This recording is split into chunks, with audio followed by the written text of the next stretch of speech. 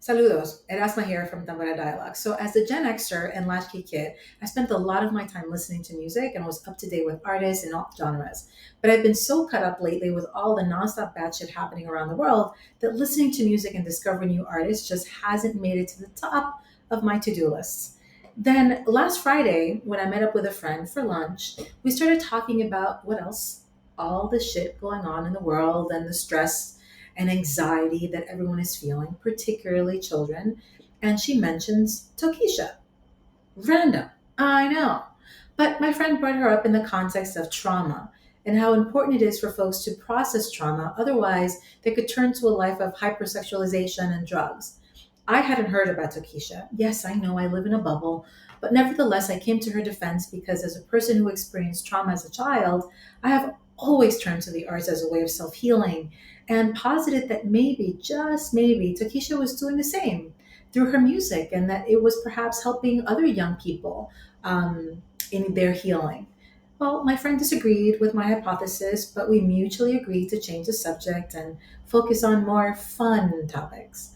And then yesterday, the universe stepped in, as it always does in my life, in the form of an NPR Tiny Desk concert, which featured who else but Tokisha. So I decided to listen in. And damn, first and foremost, Dominicanos, can we celebrate this young artist for being the first Dominicana to be featured on NPR Tiny Desk concert? Vamos, hands up and snaps to that. Yes, Tokisha's lyrics are provocative and raw, but I am not mad at her for living her truth. A few weeks ago, we had Julia Roth here on Tempura Dialogues, and she said that hip hop now plays a role of politicizing or communicating feminist issues to many young women of color outside the ivory tower of academia. And if you listen closely, Takesha speaks about female sexual autonomy. She lifts up people who feel othered because of their queerness. She speaks to taking control of your life and self love. Tokisha's music bristles the morality police. No surprise there. But what's so bad about a woman who enjoys sex? Or talking about sex? Or being sensual? Pues nada.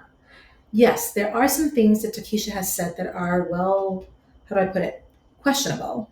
And I want to ask her about them myself. So, Takesha, hit me up para tomarnos un cafecito. But come on, mi gente dominicana, let's stop judging Takesha and listen to what she has to say. Because maybe, just maybe, there are some lessons to be learned.